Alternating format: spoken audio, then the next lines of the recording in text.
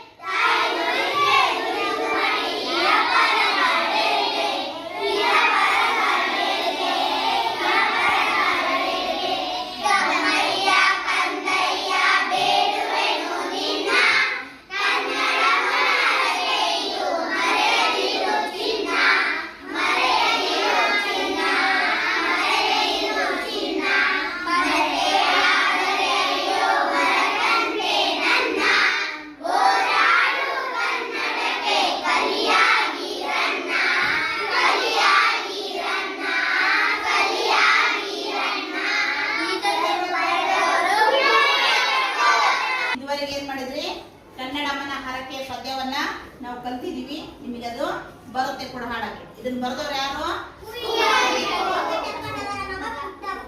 ಯಾರು ಹೇಳು? Very good. Kuppalli ವೆಂಕಟಪ್ಪನವರ ಮಗ ಪುಟ್ಟಪ್ಪ. ಅವ್ರ ಕಾವ್ಯನಾಮ ಕುವೆಂಪು. ಇವ್ರು ಬರೆದಿರುವಂತಹ ಪದ್ಯ. ಈ ಪದ್ಯದಲ್ಲಿ ಬರುವಂತಹ ಪ್ರಾಸ ಪದಗಳನ್ನ ನಾವು ಈಗ ನೋಡೋಣ. ಪ್ರಾಸ ಪದಗಳು ಅಂತಂದ್ರೆ ನಾವು ಮಾತಾಡಬೇಕಾದಾಗ ಒಂದೇ ರೀತಿಯಾಗಿ ನಮ್ಮ ಕಿವಿಗೆ ಕೊನೆಯ ಅಕ್ಷರಗಳು ಕೇಳ್ತಾವೆ. ಹೋರಾಡು, ಕಾಪಾಡು. ಬಾಯಿಗೆ ಮೇಯಿಗೆ. ಇಲ್ಲಿ ಗೆ ಅಂತ ಬಂತು, ಇಲ್ಲಿ ಡು ಅಂತ ಬಂತು. ಈ ರೀತಿ ಕೊನೆ ಅಕ್ಷರ ಅಥವಾ ಹೇಳ್ಬೇಕಂದ್ರೆ ಒಂದೇ ರೀತಿ ನಮಗೆ ಕೇಳಿಸುವಂತ ಶಬ್ದಗಳಿಗೆ ನಾವು ಪ್ರಾಸ ಪದಗಳು ಅಂತ ಹೇಳಿ ಹೇಳ್ತೀವಿ. ಈ ಪಾಠದಲ್ಲಿರುವ ಪ್ರಾಸ ಪದಗಳು ಅಂತಂದ್ರೆ ಕಂದ ಆನಂದ, ಚಿನ್ನ ರನ್ನ, ಹಂಗೆ ಬಾಯಿಗೆ ಮೇಯಿಗೆ, ಬಾಳ್ಗೆ ಏಳ್ಗೆ, ಮತ್ತೆ ಅಯ್ಯೋ ಕಂದಯ್ಯ ಅಯ್ಯೋ. ಈ ರೀತಿ ಏನಾಗ್ತವ ಇದ್ರೊಳಗ ಪ್ರಾಸಪದ ಬರ್ತಾವ. ದಮ್ಮಯ್ಯ ಕಂದಯ್ಯ ಅನ್ನುವಂತ ಪ್ರಾಸಪದಗಳು ಬರ್ತಾವ. ಆ ಪ್ರಾಸಪದಗಳು ಇರೋ ಒಂದಿಷ್ಟು ಮಿಂಚು ಪಟ್ಟಿ ಕೊಡ್ತೀನಿ, ನೋಡಿ ಹೇಳ್ತೀರಾ ನೀವು?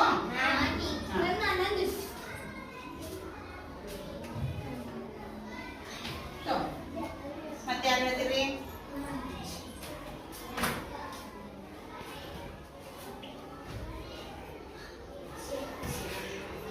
ಮತ್ತೆ ಹೇಳ್ತೀರಾ? ಹಾ, ಪ್ರಾಸ ನಿಮ್ಮ ಹತ್ರ ಇರೋ ಮಿಂಚು ಪಟ್ಟಿ ನೋಡ್ಕೊಂಡ್ರೆ ಕೈ ಒಳಗಿರೋದು ಬರ್ರಿ. ಎಲ್ಲರೂ ಆ ಕಡೆ ಲಕ್ಷ ಕೊಡ್ರಿ. ಹಾ, ಓದು ನೋಡೋಣ ಹೆಂಗ್ ಓದ್ತೀರಿ. ಹಾ, ಓದ್ ಸುನಿಲ. ಹಸಿರು. ಹಸಿರಿನ ಪ್ರಾಸಪದ ಉಸಿರು. ಹಾ, ತೋರಿಸ್ರಿ ಅದನ್ನ. ಉಸಿರು. ಹಾ, ಹೌದಪ್ಪ. ರನ್ನ. ಹಾ, ಚಿನ್ನ. ನೀನ್ ಹೇಳು. ತೋಟ. ಲೋಟ. Very good. ಸತ್ಯ. ನಿತ್ಯ. ನಿತ್ಯ. ಕರ್ಮ.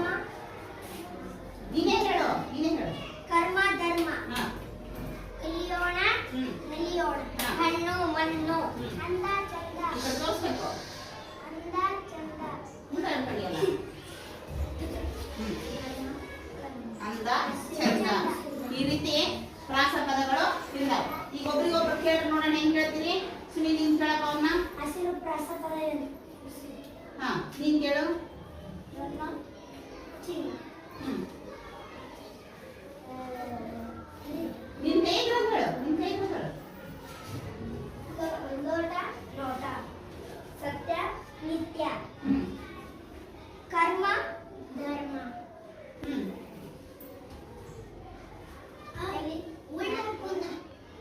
ಕಲಿಯೋಣ ನಲಿಯೋಣ. ಹಣ್ಣು. ಹಣ್ಣು. ಮಣ್ಣು. ನೀನ್ ಹೇಳು. ಅಂದ ಸುನಿಲ್ ನೀನ್ ಹೇಳು. ಅಂದ ಅದು ಪ್ರಾಸ ಪದ ಹೇಳು. ಚಂದ. ಚಂದ. ಸುನಿಲ್, ಅವಿನಾಶ್, ದೀಪಿಕಾ ಎಲ್ಲಾರು ಪ್ರಾಸ ಪದಗಳನ್ನ ಹೇಳಿ. ಭೂಮಿಕಾ ಎಲ್ಲಾರು ಹೇಳಿ.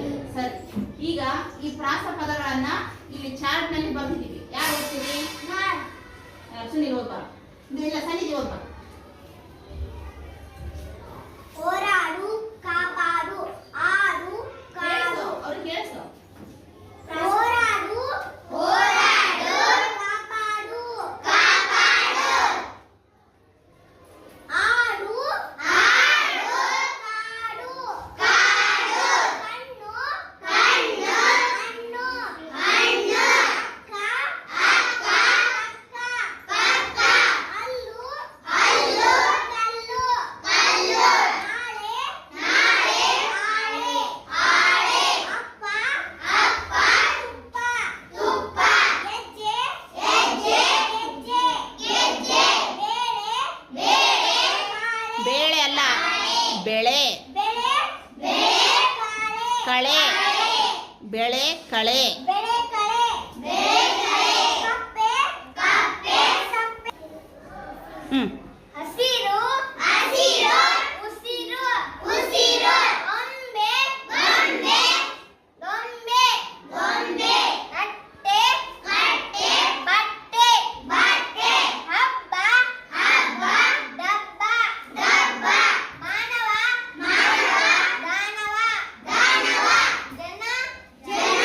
ಮನ.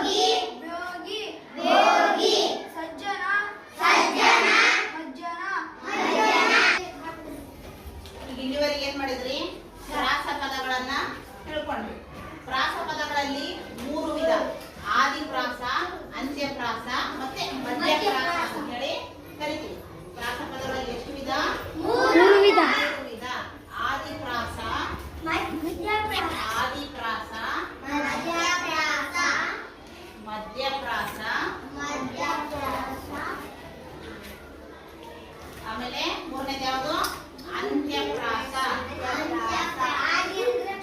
ಆದಿ ಅಂತಂದ್ರೆ ಮೊದಲು. ಅದಕ್ಕೆ ಮೊದಲಿಗೆ ಬರುವಂತ ಪ್ರಾಸ ಪದ ಇರ್ತಾವಲ್ಲ, ಈಗ ಪ್ರಸಾದ, ಪ್ರಕಾಶ, ಪ್ರ ಅಂತ ಬಂತಲ್ಲ, ಈ ತರ ಆದಿ ಪ್ರಾಸ. ನೆಕ್ಸ್ಟ್ ಮಧ್ಯಪ್ರಾಸ, ಅಂತ್ಯಪ್ರಾಸ. ಇವೆಲ್ಲ ಆದಿ ಪ್ರಾಸ ಮತ್ತು ಮಧ್ಯಪ್ರಾಸಗಳು ಈಗೇನಾಗ್ಬಿಟ್ಟವ, ಈಗಿನ ಕನ್ನಡದಲ್ಲಿ ಬರ್ತಾ ಇಲ್ಲ. ಮೊದಲು ಹಳೆ ಕನ್ನಡ ಕಾವ್ಯಗಳಲ್ಲಿ ಇವುಗಳನ್ನ ಬಳಸ್ತಾ ಇದ್ವು, ಆದಿಪ್ರಾಸ, ಮಧ್ಯಪ್ರಾಸ.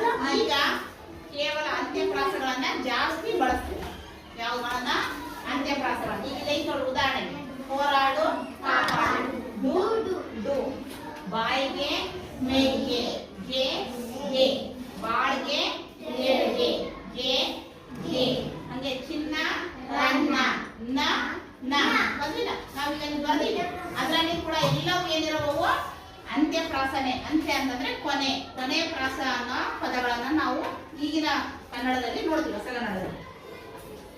ಹಂಗಾದ್ರೆ ನಿಮಗೆ ಪ್ರಾಸ ಪದಗಳ ಬಗ್ಗೆ ಗೊತ್ತಾಯ್ತಾ? ತಿಳ್ಕೊಂಡ್ರ? ನಾಳೆಗೆ ನಾನು ಇವನ್ನೆಲ್ಲ ಕೇಳ ಬರ್ಕೊಂಡು ಬರ್ತೀರಾ? ಸರಿ, ಎಲ್ಲಾರು ಬರ್ಕೊಂಡು ಅದನ್ನ ಕಲ್ತ್ಕೊಂಡು ಬರ್ಬೇಕು ನಾಳೆ.